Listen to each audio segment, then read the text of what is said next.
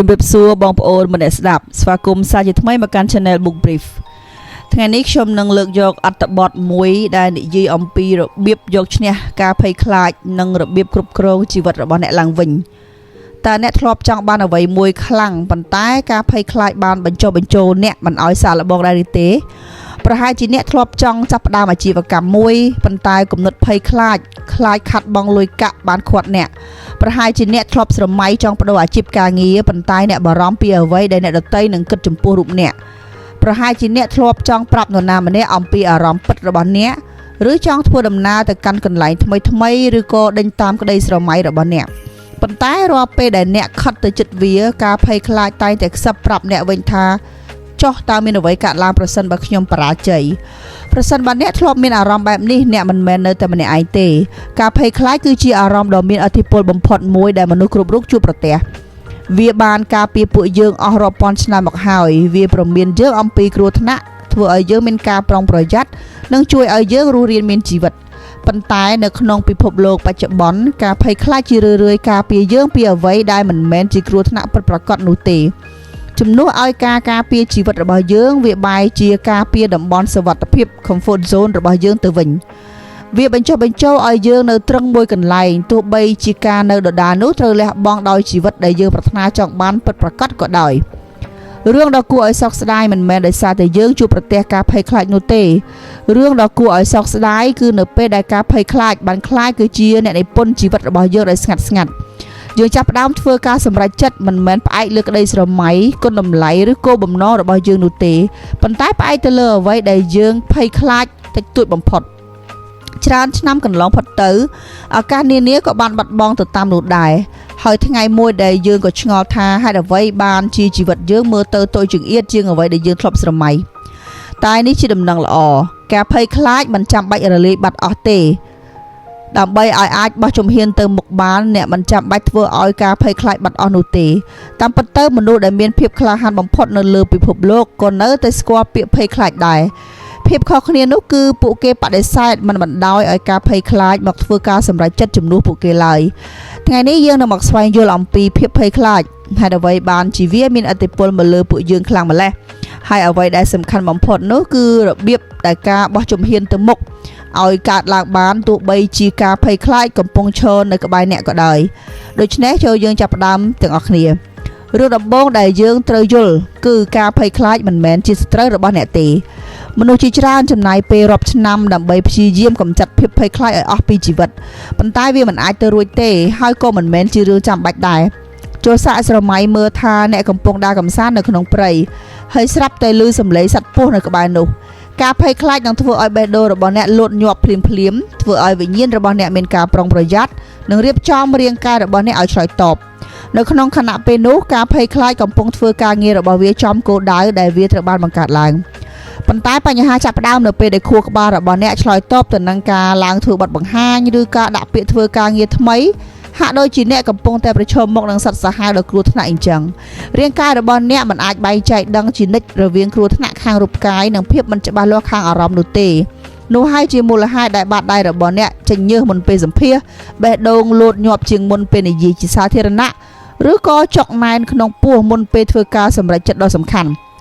អារម្មណ៍ភ័យខ្លាចគឺពិតប្រាកដប៉ុន្តែមិនមែនមានន័យថាជាគ្រោះថ្នាក់នោះជាការពិតរាល់ពេលនោះទេការយល់ដឹងពីរឿងនេះនឹងផ្លាស់ប្ដូរអ្នកគ្រប់យ៉ាងជំនួសឲ្យការសួរថាតើធ្វើដូចម្តេចដើម្បីឈប់ឲ្យមានការភ័យខ្លាចចូលចាប់ផ្ដើមសួរថាតើការភ័យខ្លាចនេះកំពុងការពារខ្ញុំពីគ្រោះថ្នាក់ពិតប្រាកដឬវាគ្រាន់តែការពារខ្ញុំពីភាពមិនមានផាសុកភាពមួយគ្រានោះទេសំណួរដ៏សាមញ្ញនេះនឹងជួយឲ្យអ្នកបែងចែកឲ្យដាច់រវាងការពិតជាមួយនឹងអារម្មណ៍ចំណុចទី2ការភ័យខ្លាចរីកលូតលាស់នៅក្នុងភាពស្ងប់ស្ងាត់តើអ្នកធ្លាប់សង្កល់ទេថាបញ្ហានានាមើលទៅធំដុំខ្លាំងណាស់នៅម៉ោង2អាធ្រាត្របើធៀបនឹងពេលរសៀលនៅថ្ងៃបន្ទាប់ការភ័យខ្លាចចូលចិត្តភាពឯកោវារីកលូតលាស់នៅពេលដែលយើងលាក់ទុកព្រួយបារម្ភនៅក្នុងចិត្តតែម្នាក់ឯងយើងគិតគូរឡើងវិញនៅសេណារីយ៉ូដែលអាក្រក់បំផុតដដែលរហូតដល់វាចាប់ផ្ដើមមានអារម្មណ៍ថាជារឿងដែលត្រូវតែកើតឡើងដោយជៀសមិនរួច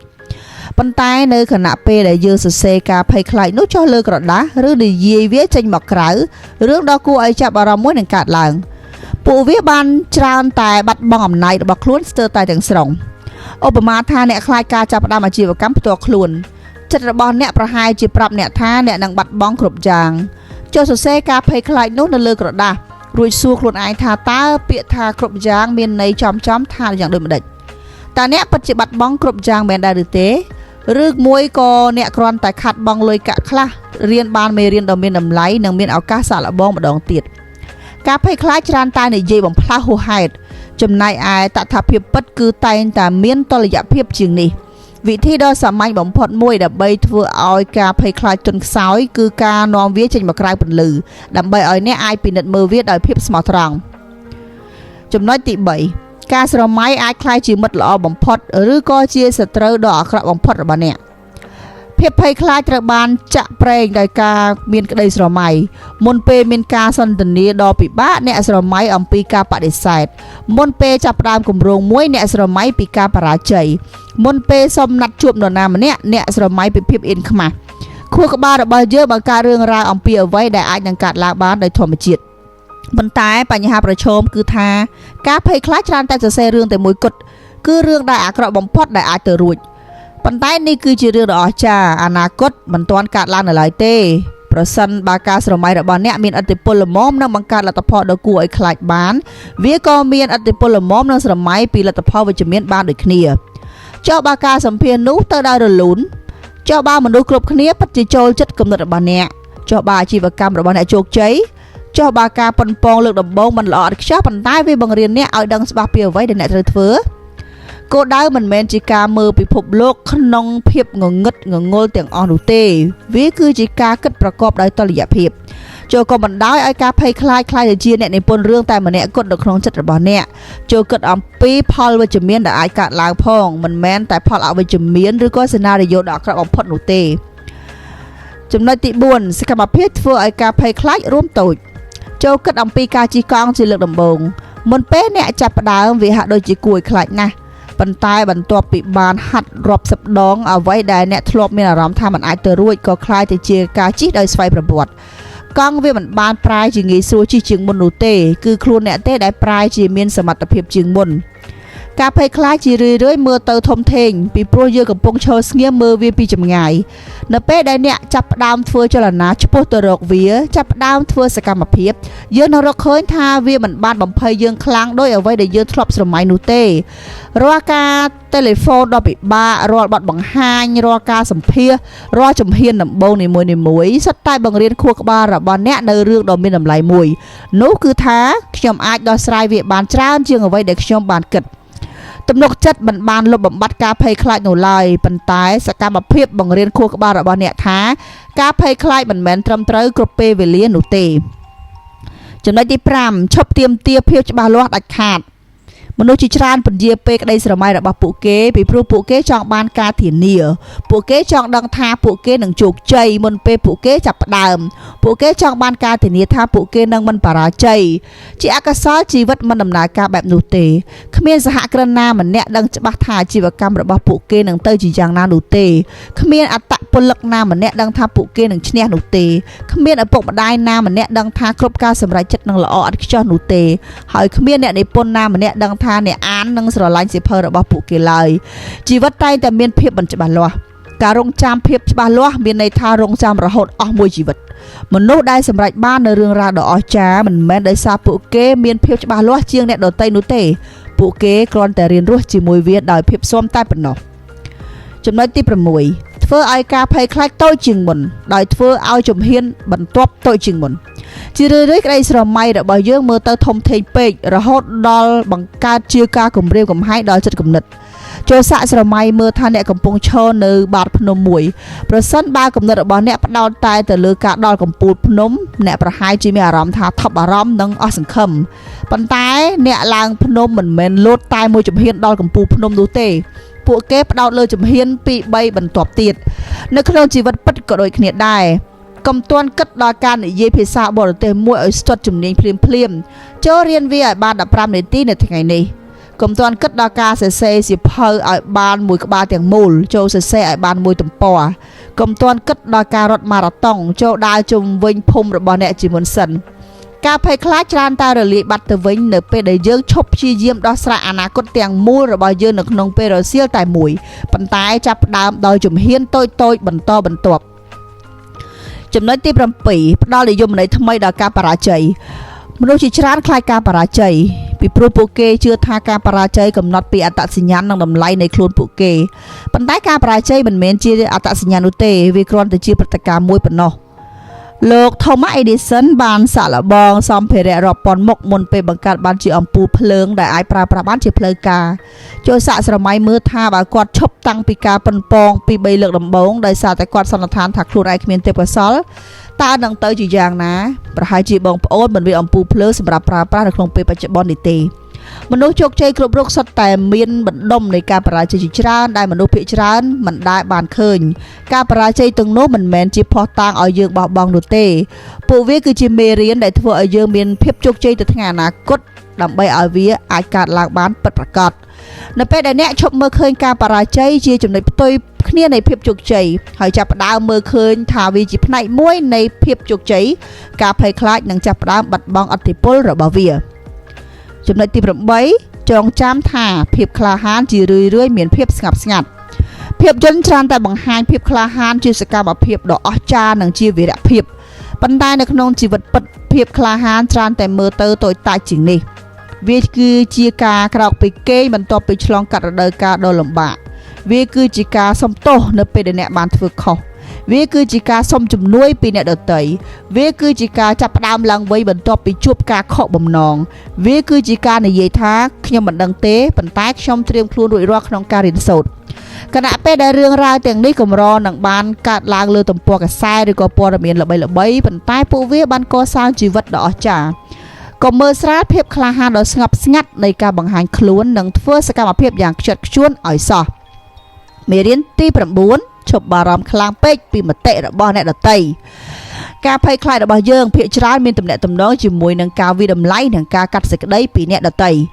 ចុះបើពួកគេសើចចំអកចុះបើពួកគេរិះគន់ខ្ញុំចុះបើពួកគេគិតថាខ្ញុំមិនល្អគ្រប់គ្រាន់នេះគឺជារឿងដែលគួរឲ្យចងចាំមនុស្សភាគច្រើនផ្ដោតលើជីវិតផ្ទាល់ខ្លួនរបស់ពួកគេជាងការផ្ដោតលើជីវិតរបស់អ្នកឆ្ងាយណាស់ខណៈពេលដែលអ្នកកំពុងគិតគូរឡើងវិញនៅចំណុចដ៏គួរឲ្យខ្មាស់អៀននៅក្នុងចិត្តរបស់អ្នកមនុស្សម្នាក់នោះប្រហែលជាមិនទាំងចាំរឿងទាំងនោះផងក៏ថាបានហើយទោះបីជានរណាម្នាក់វាតម្លៃអ្នកក៏ដោយចូលសួរសំណួរដល់ខ្លួនឯងមួយនេះតើអ្នកសុខចិត្តទ្រាំទ្រនឹងការរិះគន់ដោយសារតែចង់បានការសាកល្បងឬក៏អ្នកសុខចិត្តចំណាយពេលពេញមួយជីវិតឆ្ងល់ថាតើជីវិតអ្នកអាចទៅជាយ៉ាងណាបើអ្នកហ៊ានធ្វើវាមតិរបស់មនុស្សអាចផ្លាស់ប្ដូរបានប៉ុន្តែការស្ដាយក្រោយតែងតែស្ថិតនៅយូរអង្វែងជាងចុងក្រោយចូលចងចាំថាការភ័យខ្លាចមិនដែលរលាយបាត់ទាំងស្រុងនោះទេសូម្បីតែសហគ្រិនជោគជ័យក៏មានអារម្មណ៍ភ័យខ្លាចមុនពេលដាក់ដំណើរការអ្វីមួយដែរអត្តពលិកមានអារម្មណ៍ភ័យខ្លាចមុនការប្រកួតដ៏សំខាន់តារាសម្ដែងមានអារម្មណ៍ភ័យអរមុនពេលដើរឡើងលើឆាកអ្នកនិពន្ធព្រួយបារម្ភមុនពេលបោះពុម្ពផ្សាយសៀវភៅគោលដៅមិនមែនជាការខ្លាចជាមនុស្សដែលគ្មានភាពភ័យខ្លាចនោះទេគោលដៅគឺជាការខ្លាចជាមនុស្សដែលហ៊ានធ្វើសកម្មភាពទោះបីជាមានការភ័យខ្លាចក៏ដោយសាកស្រមៃមើលថាការភ័យខ្លាចជាអ្នកដំណើរម្នាក់នៅជិះក្នុងឡានរបស់អ្នកមិនចាំបាច់ធាក់វាចេញពីឡាននោះទេអ្នកមិនចាំបាច់ឆ្លោះប្រកែកជាមួយវាឡើយអ្នកគ្រាន់តែបដិសេធមិនបណ្ដោយឲ្យវាប៉ះចង្កូតឡានតែប៉ុណ្ណោះអ្នកទទួលស្គាល់ថាវាមានវត្តមាននៅទីនោះរួចអ្នកបន្តបើកបរតម្រង់ទៅរកជីវិតដែលអ្នកប្រាថ្នាចង់បាននោះហើយគឺជាភាពក្លាហាននោះហើយគឺជាសេរីភាពហើយនោះហើយគឺជាការលូតលាស់នៅពេលដែលយើងឈានមកដល់ចំណុចបញ្ចប់នៅវីដេអូនេះចូលចងចាំនៅការពិតដ៏សាមញ្ញមួយការភ័យខ្លាចនឹងផ្ដល់ជម្រើស2ដល់អ្នកជានិច្ចជម្រើសទី1គឺនៅកន្លែងដែលអ្នកកំពុងស្ថិតនៅព្រោះជាកន្លែងដែលអ្នកស៊ាំទៅហើយជម្រើសទី2គឺការឈានជើងចូលទៅក្នុងភាពមិនច្បាស់លាស់ព្រោះថានៅទីនោះជាកន្លែងដែលការលូតលាស់អាចចាប់ប្រាំបានគ្មានផ្លូវណាមួយដែលគ្មានភាពមិនមានផាសុកភាពនោះទេការនៅដដែលមានតម្លៃដែលត្រូវបង់ការលូតលាស់ក៏មានតម្លៃដែលត្រូវបង់ដូចគ្នាភាពខុសគ្នានោះគឺតម្លៃមួយនាំទៅរកការស្ដាយក្រោយខណៈពេលដែលតម្លៃមួយទៀតនាំទៅរកលទ្ធភាពនៃការធ្វើអ្វីថ្មីច្រើនឆ្នាំចាប់ពីពេលនេះទៅអ្នកប្រហែលជាមិនចាំរាល់ការភ័យខ្លាចដែលអ្នកបានប្រឈមមុខនៅថ្ងៃនេះទេប៉ុន្តែអ្នកនឹងចងចាំនៅឱកាសទាំងឡាយណាដែលអ្នកបានប្រើប្រាស់វាដោយភាពក្លាហានដើម្បីដេញតាមក្តីស្រមៃនោះដូច្នេះកុំរងចាំរហូតដល់ការភ័យខ្លាចរលាយបាត់អស់ ចូលបោះជំហានតូចមួយនៅថ្ងៃនេះធ្វើការហៅទូរស័ព្ទមួយនោះទៅចាប់ផ្ដើមធ្វើគម្រោងនោះទៅដាក់ពាក្យយកឱកាសនោះទៅនិយាយពាក្យពិតចេញមកចូលរៀនថ្នាក់សិក្សាដែលអ្នកចង់រៀននោះទៅឬក៏សរសេរទំព័រដំបូងនៃសៀវភៅដែលអ្នកចង់សរសេរនោះទៅមិនថាក្តីស្រមៃដែលបានលាក់ខ្លួនយ៉ាងស្ងៀមស្ងាត់នៅក្នុងខ្លួនអ្នកនោះទេចូលផ្ដល់ឲ្យវានៅសកម្មភាពនៃភាពក្លាហានដ៏តូចមួយពីព្រោះគ្រប់ជីវិតដ៏អស្ចារ្យសុទ្ធតែត្រូវបានកសាងឡើងក្នុងរបៀបនេះដូចគ្នាមិនមែនតាមរយៈការអវត្តមាននៃភាពភ័យខ្លាចនោះទេប៉ុន្តែតាមរយៈការសម្រេចចិត្តបោះជំហានទៅមុខទោះបីជាមានភាពភ័យខ្លាចនៅក្បែរខ្លួនក៏ដោយអរគុណបងប្អូនចំពោះការតាមដានស្ដាប់អត្ថបទការជំនះនៃភាពភ័យខ្លាចនេះហើយខ្ញុំសង្ឃឹមថាបងប្អូនបានទទួលនៅគំនិតវិជ្ជមានដើម្បីយកទៅប្រើប្រាស់នៅក្នុងការអនុវត្តកិច្ចការងារប្រចាំថ្ងៃរបស់បងប្អូនដោយភាពក្លាហានបើទោះបីជាមានភាពភ័យខ្លាចនៅជាមួយក៏ដោយអរគុណយើងចាំជួបគ្នានៅវីដេអូក្រោយៗទៀតជូនពរសំណាងល្អ